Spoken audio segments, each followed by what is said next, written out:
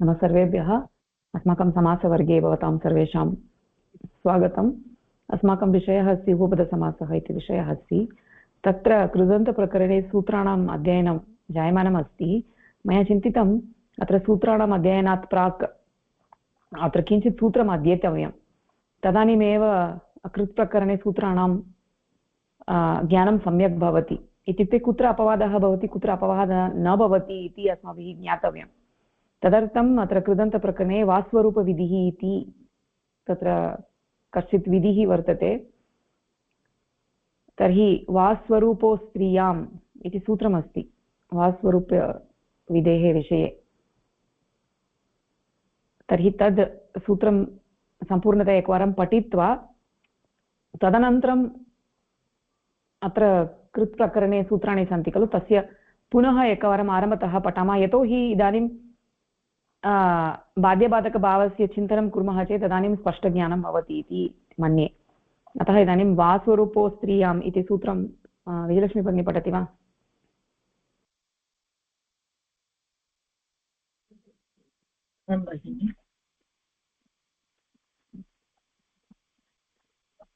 वा स्वरूपो स्त्रियां तृतीयाध्यायस्य प्रथमपादे 94तमं सूत्रम्। अस्मिन् धात्वधिकारे असमानरूपः अपवादप्रत्ययः वा बाधको भवति। स्त्र्यधिकारविहितप्रत्ययं वर्जयित्वा परिभाषेयम्। अस्मिन् धात्वधिकारे असरूपः अपवादप्रत्ययः उत्सर्गस्य बाधकः वा स्यात् स्त्र्यधिकारोक्तं विना। अस्मिन् धातु अधिकारप्रकरणे उत्सर्ग अपवादशास्त्राणां बाध्यबाधकभावस्य नियमः वर्णितः अस्ति। शास्त्रे सामान्यरूपेण कार्यविधायकम् अङ्गम् उत्सर्गः तथा विशेषरूपेण बाधकम् अङ्गम् अपवादः इति कथ्यते।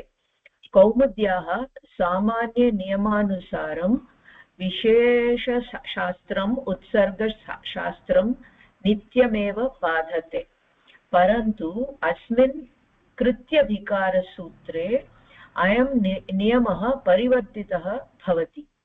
अत्र यदि उत्सर्गः अपवादयोः प्रत्ययोः रूपं परस्परम् असमानं भवति तर्हि अपवादशास्त्रम् उत्सर्गशास्त्रं नित्यं न बाधते, अपि तु विकल्पेन बाधते।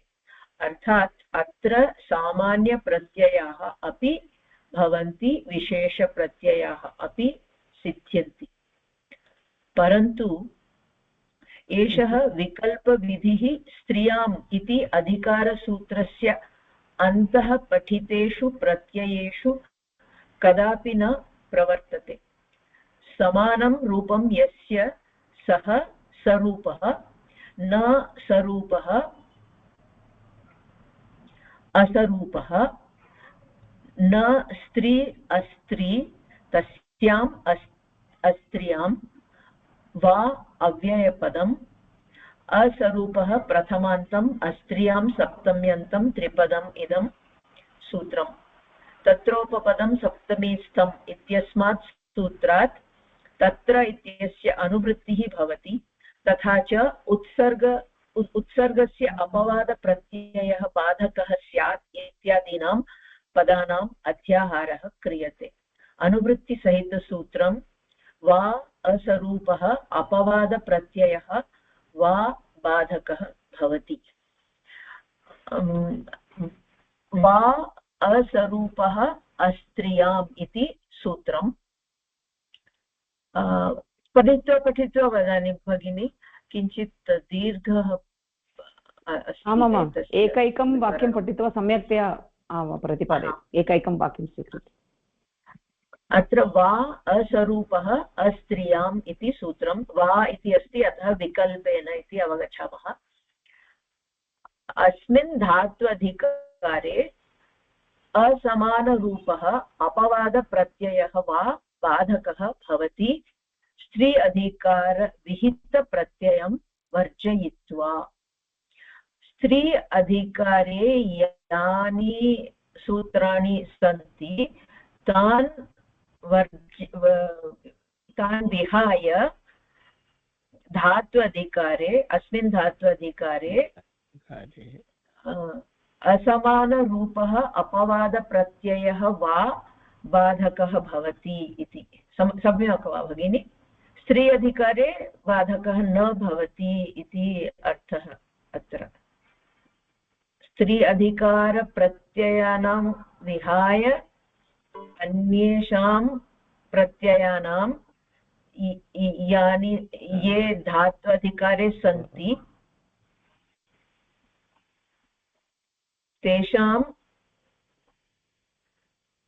असमानरूपः अपवादप्रत्ययः वा बाधकः भवति इति अर्थतः अर्थः सिद्ध्यति। एतत् परिभाषा, एषा परिभाषा अस्ति। पुनः वदतु तद्वाक्यम्। अस्मिन् धात्वधिकारे इत्युक्ते कृद् अधिकारे 3191 इत्यारभ्य 3191 तत्र धातोः इति धात्वधिकारस्य प्रारम्भः। अस्मिन् धात्वधिकारे स्त्रीप्रत्ययाधिकारस्य विहितानां प्रत्ययानां वर्जयित्वा। अरुणा भगिनी म्यूट् मध्ये भवतु। क्षम्यतां भगिनि। स्त्री अधिकारे विहितानां प्रत्ययानां वर्जयित्वा, तेषां कृते अस्य सूत्रस्य कार्यं नास्ति। अतः अस्मिन् धातु अधिकारे यत्र असमानरूपः अपवादप्रत्ययाः सन्ति, अपवादप्रत्ययाः वा असमानरूपः इत्युक्ते किम्? असमानरूपः इत्युक्ते समानरूपः इत्युक्ते समानं रूपं यस्य सः। कयोः? कयोः समानरूपम्? अपवादप्रत्ययानां वा? उत्सर्ग अपवादयोः समानरूपम् असमानरूपम् इति विषयः। उत्सर्ग अपवादः, अस्तु अस्तु। उत्सर्ग अपवाद अनयोः समानरूपम् इति विषयः अस्ति। इदानीं घञ् इति प्रत्ययः अस्ति खलु, घञ् इति प्रत्ययः। तत्र इत्संज्ञकवर्णानां लोपानन्तरम् अ इति अवशिष्यते। इदानीं क इति प्रत्ययः, क इति प्रत्यये अपि अ एव अवशिष्यते। तर्हि घञ् अपि च क अनयोः समानरूपं वा असमानरूपं वा? असमानरूपं तु नास्ति, समानरूपम् अस्ति। समानरूपम् अस्ति, सत्यं समानरूपम् अस्ति। इत्युक्ते किञ्चित् अहं वदामि, तदानीं स्पष्टता जायते। यत्र समानरूपं वर्तते प्रत्ययोः मध्ये, एकं सूत्रम् उत्सर्गसूत्रम्, अन्यत् सूत्रम् अपवादसूत्रम् इति अस्ति चेत्, अपि च उत्सर्गसूत्रे यः प्रत्ययः अस्ति, अपवादसूत्रे यः प्रत्ययः अस्ति, अनयोः रूपं समानं चेत् तदानीम् अपवादसूत्रम् उत्सर्गसूत्रं नित्यं बाधते। सामान्यतया अन्यत्र तथा एव अस्ति खलु। अपवादसूत्रम् अस्ति चेत् अपवादसूत्रमेव प्रवर्तते, उत्सर्गसूत्रं न प्रवर्तते। उत्सर्गसूत्रं प्रबाद्य अपवादसूत्रं प्रवर्तते, अतः अपवादसूत्रं नित्यं प्रवर्तते। तर्हि अत्र कृदधिकारे एकः विशेषः नियमः। यदि उत्सर्ग अपवादयोः समानरूपं वर्तते तदानीं यथा सामान्यम् अन्यत्र यथा अस्ति अपवादसूत्रम् उत्सर्गसूत्रं नित्यमेव बाधते। परन्तु यत्र उत्सर्गसूत्रम् अपवादसूत्रम् अनयोः रूपं समानं नास्ति, यथा तत्र नूल् प्रत्ययः अस्ति अपि च शत्रुप्रत्ययः अस्ति, तर्हि नूल् प्रत्यये अक इति भवति, शत्रुप्रत्यये अत् इति भवति। तर्हि अनयोः समानरूपम् अस्ति वा? नास्ति, समानरूपं नास्ति। तर्हि यत्र समानरूपं नास्ति तर्हि उत्सर्गसूत्रं नूल् प्रत्ययः इति चिन्तयतु, केवलम् अवगमनार्थम्। उत्सर्गसूत्रं शत्रुप्रत्ययः इति चिन्तयतु, अपि च नूल् प्रत्ययः अपवादसूत्रम् इति चिन्तयतु। तर्हि इदानीम् अपवादसूत्रं नित्यं न प्रवर्तते, विकल्पेन प्रवर्तते। तर्हि किम् इत्युक्ते कः अर्थः इत्युक्ते एकस्मिन् पक्षे अपवादसूत्रम् उत्सर्गसूत्रं प्रबाद्य कार्यं करोति, अन्यस्मिन् पक्षे उत्सर्गसूत्रमपि कार्यं करोति, तदेव विकल्पः। इत्युक्ते उत्सर्गसूत्रमपि कार्यं करोति, अपवादसूत्रमपि कार्यं करोति। अतः यदा वयं पश्यामः तव्यत् प्रत्ययः अनीयर् प्रत्ययः, तव्यत् प्रत्ययः उत्सर्गसूत्रमस्ति, अनीयर् प्रत्ययः अपवादसूत्रमस्ति, तर्हि अनयोः रूपं समानं नास्ति। तव्यत् तव्य अनीय इति अस्ति, अनयोः रूपं समानं नास्ति। अतः असरूपप्रत्ययौ स्तः। यत्र असरूपप्रत्ययौ स्तः तत्र एकस्मिन् पक्षे अनीयर् प्रत्ययः तव्यत् प्रत्ययं प्रबाद्य अनीयर् प्रत्ययः प्रवर्तते, परन्तु अन्यस्मिन् पक्षे तव्यत् प्रत्ययः अपि प्रवर्तयितुं शक्यते। अतः रूपं द्वयोः अपि रूपं वर्तते लोके। तव्यत् प्रत्ययः पठितव्यः इति रूपम् अस्ति, पठनीयः इति रूपम् अस्ति।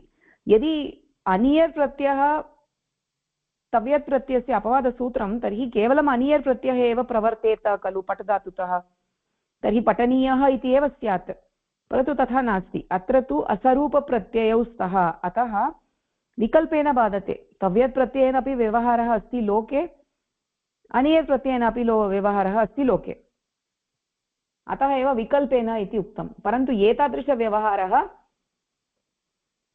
स्त्रियां न भवति, स्त्री अधिकारे न भवति। यत्र स्त्री इति अधिकारः वर्तते अथवा यत्र स्त्री प्रत्ययः भवति तत्र एतादृशः नियमः नास्ति। यथा तिन् प्रत्ययः स्त्रियाम् अस्ति, तत्र अयं नियमः न प्रवर्तते। प्रत्ययः एव स्त्रीप्रत्ययान्तः इति वा? स्त्रीप्रत्ययः वा स्त्री अधिकारे ये प्रत्ययाः सन्ति ते वा? अत्र तु पश्यतु, अस्मिन् धात्वधिकारे इति अत्र उक्तमस्ति। अस्मिन् धात्वधिकारे इत्युक्ते तृतीय अध्याये, स्त्रीप्रत्ययाः तु चतुर्थ अध्याये सन्ति खलु। अतः अस्मिन् धात्वधिकारे अधिकारः नास्ति वा?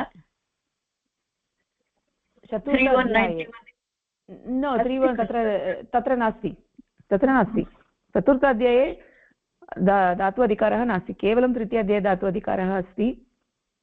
चतुर्थ अध्याये पञ्चम अध्याये तत्र प्रातिपदिकम् इत्यस्य अधिकारः अस्ति, ज्ञाप्रातिपदिकः। स्त्री अधिकारविहितप्रत्ययं वर्जयित्वा इति किमर्थं वक्तव्यं? तत्तु अस्य अधिकारे नास्ति खलु। न, अस्मिन् अधिकारे अपि स्त्रीप्रत्ययाः सन्ति। एवं तृतीय अध्याये अपि स्त्रीप्रत्ययाः सन्ति खलु। यथा तिन् प्रत्ययः स्त्रीप्रत्ययः अस्मिन् एव अधिकारे अस्ति, अस्मिन् तृतीय अध्याये एव अस्ति। तादृशप्रत्ययः वर्तते चेत् तत्र अयं नियमः न प्रवर्तते। तत्र अपवादसूत्रम् उत्सर्गसूत्रं नित्यमेव बाधते। अस्तु अस्तु। तर्हि इदानीं किं करोतु इति चेत् प्रत्येकं वाक्यं स्वीकृत्य मन्दं मन्दं गच्छतु। अस्तु। वा सरूपः अस्त्रियां, वा असरूपः अस्त्रियाम् इति सूत्रम्। असरूपः इत्यस्य विवरणं पूर्वं ददामि। वाक्यं पठित्वा अस्तु। अस्मिन् धात्वधिकारे असमानरूपः अपवादप्रत्ययो वा बाधको भवति स्त्री अधिकारविहितप्रत्ययं वर्जयित्वा। अत्र वा इति अस्ति, अतः विकल्पेन इति अवगच्छामः। विकल्पेन किं भवति? असमानरूपः प्रत्ययस्य यदा असमानरूपः भवति तदा उत्सर्ग अपवाद इति परस्परं बाधकः न भवति। विकल्पेन रूपद्वयमपि सिद्ध्यति। विकल्पेन बाधकः भवति, बाधकः विकल्पेन भवति, एकस्मिन् पक्षे भवति अन्यस्मिन् पक्षे न भवति। भवति कुत्र न भवति स्त्री अधिकारविहितप्रत्ययानां विषये तु अस्य किं रूल् न भवति रूल् इति कथं वक्तव्यं भगिनि नियमः अस्य नियमः तत्र तु न तिष्ठति अयं नियमः न तिष्ठति अयं नियमः तत्र न तिष्ठति एषा परिभाषा अस्ति अन्या परिभाषया अस्ति तस्य एषा परिभाषा अपवादः वा यत्र उत्तरोत्तरं बलीयः इति अस्ति खलु आमामाम् तत्र पूर्वपरनित्य अन्तरङ्गानां नित्य अन्तरङ्ग अपवादानाम् उत्तरोत्तरं बलीयः तस्य अपवादसूत्रमेव बलवत् भवति तस्य एव कार्यं भवति इति सामान्यनियमः अस्ति परन्तु अस्मिन् धात्वधिकारे यत्र उत्सर्गप्रत्ययः अपि च अपवादप्रत्ययः अनयोः रूपं समानं नास्ति इत्संज्ञकवर्णानां लोपानन्तरं तदानीम् अपवादप्रत्ययः उत्सर्गप्रत्ययं विकल्पेन बाधते अतः एकस्मिन् पक्षे अपवादप्रत्ययः प्रवर्तते अन्यस्मिन् पक्षे उत्सर्गप्रत्ययः अपि प्रवर्तते अस्तु परन्तु एतादृशनियमः क्षम्यतां भगिनि परन्तु एतादृशनियमः स्त्री अधिकारे न भवति स्त्रीप्रत्ययानां विषये न भवति अस्मिन् धात्वधिकारे असरूपः अपवादप्रत्ययः उत्सर्गस्य बाधकः वा स्यात् स्त्री अधिकारोक्तं विना पूर्वं यद् उक्तं तस्य एव अत्र दृढीकरणम् आमाम् अस्मिन् धात्वधिकारे इत्युक्ते सूत्रं 3191 इति सूत्रात् आरभ्य तृतीयाध्यायस्य अन्तपर्यन्तं यत्र धातोः इत्यस्य अधिकारः वर्तते तत्र असरूपः प्रत्ययानाम् इत्संज्ञानां लोपानन्तरम् असरूपः प्रत्ययानां विषये उत्सर्गस्य अपवादः बाधकः विकल्पेन भवति केवलं स्त्री अधिकारे उक्तानां प्रत्ययानां विना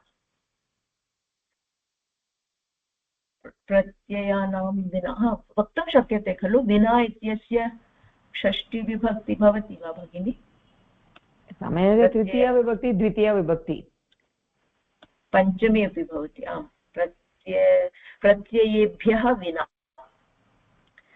पञ्चमी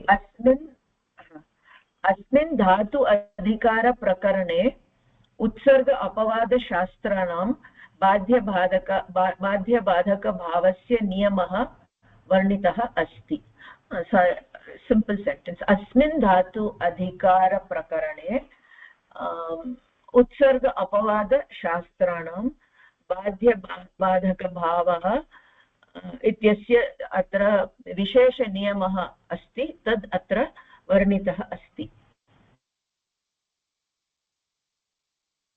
शास्त्रे सामान्यरूपेण कार्यविधायकम् अङ्गम् उत्सर्गः तथा विशेषरूपेण बाधकम् अङ्गम् अपवादः इति कथ्यते सामान्यतया शास्त्रे उत्सर्गसूत्रं पूर्वम् आयाति तस्य कार्यम् एव भवति परन्तु यदा विशेषरूपेण किमपि नियमः दीयते तदा विशेषनियमः बाधकरूपेण अपवादः इति बाधकरूपेण कार्यम् उत्सर्गं किं कृत्वा बाधयित्वा कार्यं यदा करोति तस्य अपवादः इति नाम भवति कौमुद्याः सामान्यनियमानुसारं विशेषशास्त्रम् उत्सर्गशास्त्रं नित्यमेव बाधते किमर्थं कौमुद्याः पाणिनीय न इत्युक्ते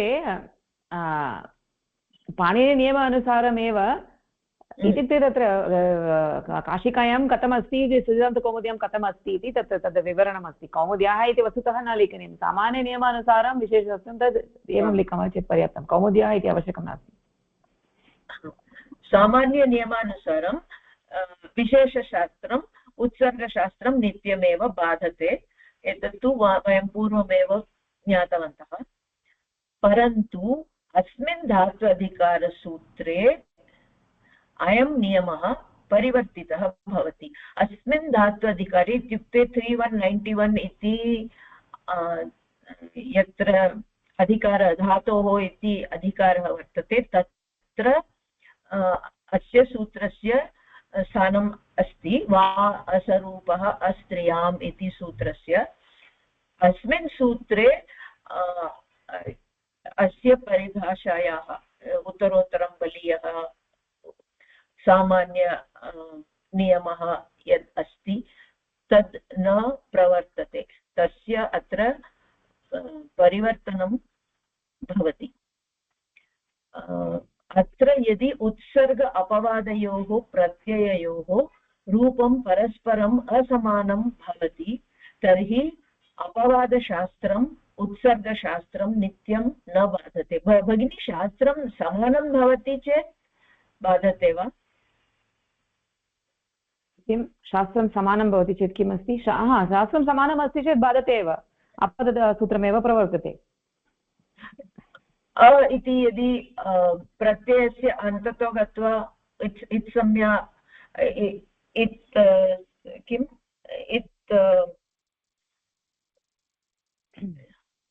किम् इति वक्तव्यं भगिनी, मनसि न आयाति एव। न, इत्युक्ते प्रत्ययोः रूपं समानं वर्तते तर्हि यथा सामान्यम् उत्सर्ग अपवादसूत्रम् उत्सर्गसूत्रं बाधते, नित्यं बाधते। सामान्यतया यः नियमः अस्ति सः नियमः समानप्रत्ययः समानरूपं वर्तते चेत् सामान्यनियमः प्रवर्तते, परन्तु असमानप्रत्ययौ स्तः तदानीं विकल्पेन बाधते। अवगतं खलु? अत्र यदि उत्सर्ग अपवादयोः प्रत्ययोः रूपं परस्परम् असमानं भवति तर्हि अपवादशास्त्रम् उत्सर्गशास्त्रं नित्यं न बाधते, अपि तु विकल्पेन बाधते।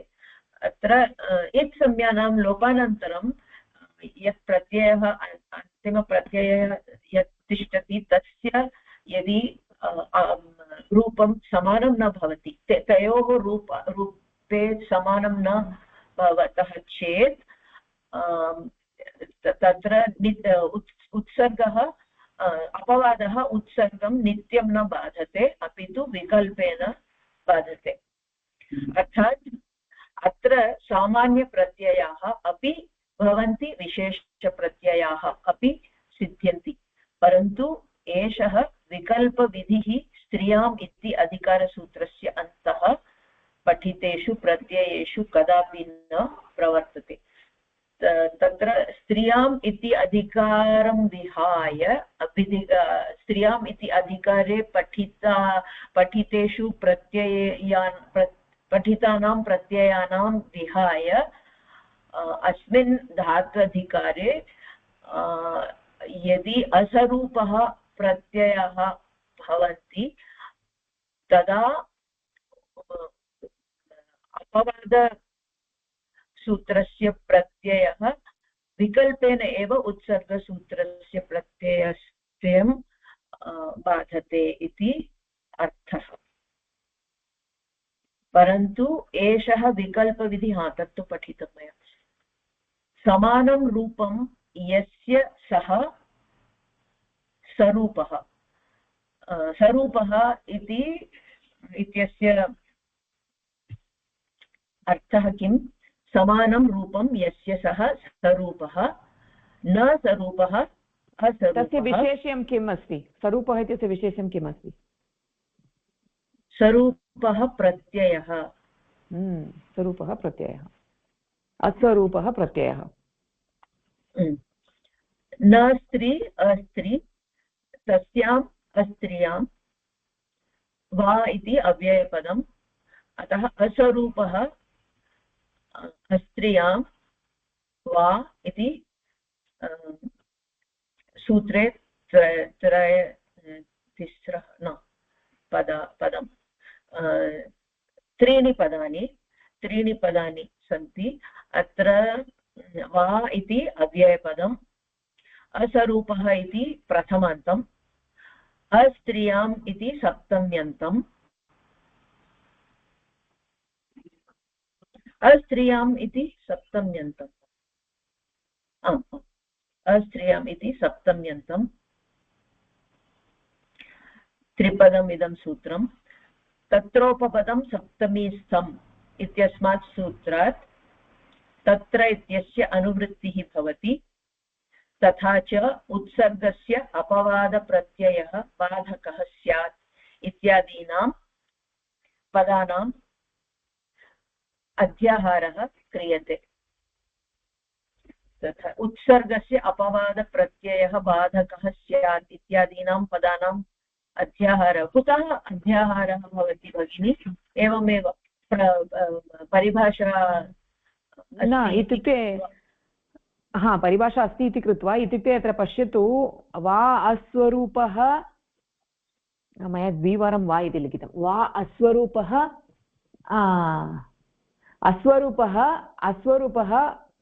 अपवादप्रत्ययः वा बाधकः भवति इत्युक्ते अवगमनार्थं तत्र अध्याहारः इति उक्तं यदि केवलम् अस्वरूपः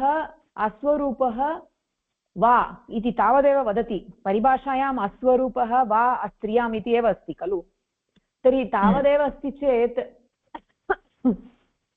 तत्र अस्माकं सम्यक्तया बोधः न भवति खलु अस्वरूपः वा भवति इत्युक्ते किम् अस्ति तत्र सत्यं बोधः सम्यक् न भवति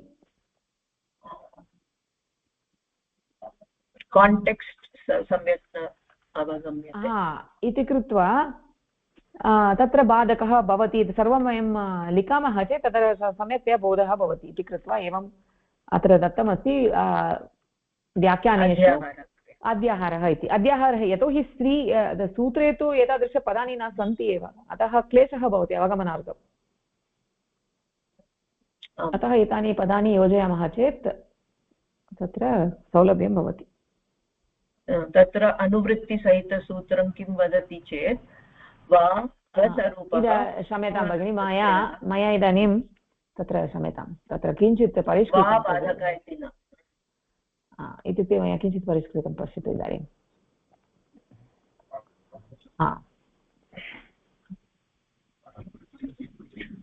प्रथमः वा नास्ति अस्तु असरूपः इत्युक्ते अपवादप्रत्ययः वा अस्वरूपः अपवादप्रत्ययः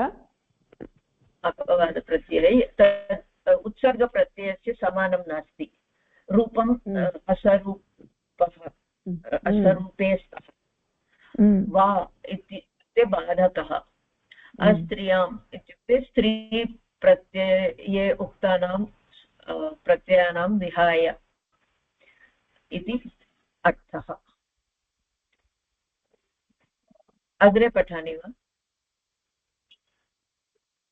अग्रे न अत्र सर्वैः बुद्धं वा इति एकवारं पश्यामः अरुणा भगिनी किम् अवगतं धन्यवादः भगिनी अरुणा भगिनी आं भगिनि नमस्कारः नमस्कारः अवगतवती वा आं भगिनि वा असुरूपो अस्त्रियाम् इति सूत्रम् अस्ति तत् सूत्रं धात्वधिकारे अस्ति सामान्यतया प्रत्यय समानम् अस्ति चेत् उत्सर्गसूत्र बाधकं भवति अपवादसूत्रेण परन्तु समानमस्ति इति न समानं वा असमानं वा अन्यत्र अस्मिन् धातु अत्र यः धात्वधिकारः वर्तते तं विहाय अन्यत्र सर्वत्र समानं वा असमानं वा भवतु अपवादशास्त्रम् उत्सर्गशास्त्रं नित्यं बाधते परन्तु स्त्री अधिकार न अत्र पश्यतु सामान्यतया अन्यत्र अष्टाध्याय्यां सामान्यतया अन्यत्र अष्टाध्याय्याम् अपवादशास्त्रम् उत्सर्गशास्त्रं बाधते अपवादसूत्रम् उत्सर्गसूत्रं नित्यं बाधते इत्युक्ते अपवादसूत्रमेव प्रवर्तते उत्सर्गसूत्रं न प्रवर्तते यथा अत्र आद्गुणः वृद्धिरेचि इति अस्ति। आद्गुणः वृद्धिरेचि द्वयोः अपि यत्र प्रसक्तिः अस्ति, आद्गुणः उत्सर्गसूत्रं, वृद्धिरेचि अपवादसूत्रं, तर्हि किं प्रवर्तते? अत्र योगः एव, अत्र योगः एव, तत्र तु वृद्धिरेचि एव प्रवर्तते, आद्गुणः न प्रवर्तते खलु। तदेव उत्सर्ग अपवादनियमः सर्वत्र एवम् अस्ति। परन्तु अस्मिन् धातु अधिकारे 3191 इति आरभ्य तृतीयाध्यायस्य अन्तपर्यन्तम् अत्र किं भवति इति चेत् विकल्पेन न, अत्र प्रत्ययौ अस्वरूपप्रत्ययौ इत्युक्ते उत्सर्गप्रत्ययस्य यद् रूपम् अपि च अपवादप्रत्ययस्य यद् रूपम् इत्संज्ञकवर्णानां लोपानन्तरं यदि उत्सर्गप्रत्ययः तव्यत् इति अस्ति, अनीयर् इति अस्ति, तव्य इत्यस्य रूपं भिन्नम्, अनीयर् इत्यस्य रूपं भिन्नम् एवम् अस्ति चेत् अनीयर् प्रत्ययः तव्यत् प्रत्ययं विकल्पेन बाधते। अतः सूत्रद्वयमपि प्रवर्तते। Both of them get an opportunity to work. परन्तु अस्मिन् धातु अधिकारे यदि प्रत्ययौ स्वरूपौ इत्युक्ते ययोः रूपं समानं वर्तते, उत्सर्ग अपवादसूत्रयोः यदि रूपं समानम् अस्ति, इत्युक्ते एकत्र घञ् इति प्रत्ययः तत्र अ इति अवशिष्यते, अन्यत्र क इति प्रत्ययः तत्रापि अ इति अवशिष्यते, तर्हि अत्र गै इति उत्सर्गसूत्रं, क इति अपवादसूत्रम् इति वयं वदामः चेत् इदानीम् अनयोः रूपं समानमस्ति, तर्हि रूपं समानमस्ति चेत् तत्र क प्रत्ययः अपवादसूत्रं घै प्रत्ययं नित्यमेव बाधते। तर्हि केवलं क प्रत्ययः एव प्रवर्तते, घै प्रत्ययः न प्रवर्तते तस्याम् अवस्थायां।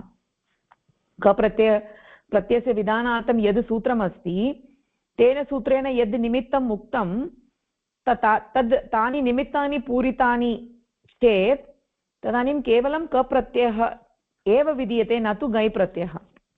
तदेव अपवादशास्त्रं। तत्र रूपं समानमस्ति चेत् सामान्यनियमः अपवादशास्त्रमेव प्रवर्तते। परन्तु यत्र रूपम् असमानं वर्तते अथवा प्रत्ययोः रूपम् असमानम् इत्युक्ते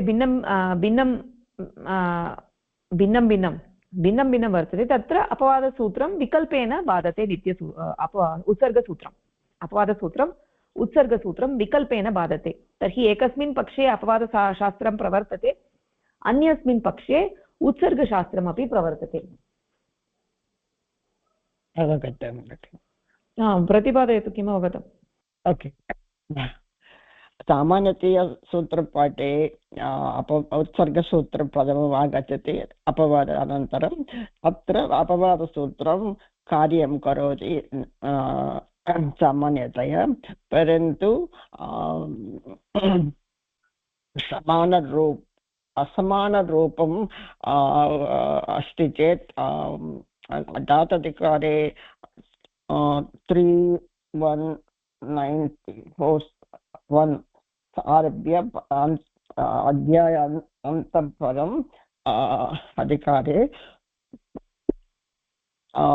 उत्सर्ग प्रत्यय अपवादप्रत्यय असमानम् अस्ति चेत् विकल्पेन अपवादसूत्रम् उत्सर्गसूत्रं द्वयोः कार्यं वर्तते। परन्तु समानप्रत्यय अस्ति चेत् अपवादसूत्रमेव कार्यं करोति। एतादृश विकल्पेन बाधते इति यः नियमः, सः नियमः स्त्रियाम् इत्यस्य न भवति। यत्र स्त्रीलिङ्गे प्रत्ययः विधीयन्ते तत्र अयं नियमः न प्रवर्तते। तत्र तु सामान्यनियमः, तत्र समानरूपं वा भवतु असमानरूपं वा भवतु, तत्र तु अपवादसूत्रम् उत्सर्गसूत्रं नित्यमेव बाधते स्त्रीलिङ्गे, स्त्री अधिकारे। ओके, तर्हि उमा भगिनी वदतु, किम् अवगतम्?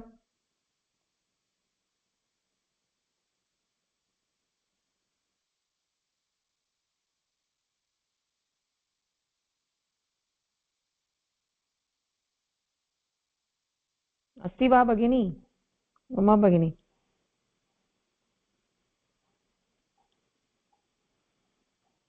भवती न अवगतं वा उमा भगिनी अन्म्यूट् करोतु अस्तु पुष्पा भगिनी अवगतं वा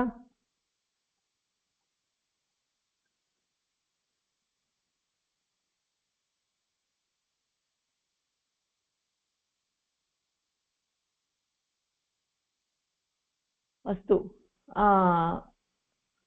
अस्तु भगिनी अत्र विजयलक्ष्मी भगिनी अत्र किञ्चित् पठितम् अस्माभिः अत्र एव स्थगनं कर्तुम् इच्छामि किमर्थम् इति चेत् अयं विषयः तत्र जटिलः विषयः अस्ति सर्वेषां बोधः भवतु अत्र बहवः जनाः न सन्ति अतः इतः अग्रे पठामः चेत् सर्वेषां लाभः न भवति इति कृत्वा अत्र एव स्थगनं कुर्मः पुनः वक्तव्यं भवति अतः एव पुनः सर्वैः न बुद्धं चेत् पुनः आरम्भतः करणीयम् अतः अत्र एव स्थगनं कुर्मः इतः अग्रे अग्रिमसप्ताहे करिष्यामः धन्यवादः भगिनी धन्यवादः नमस्कारः नमस्कारः धन्यवादः नमस्कारः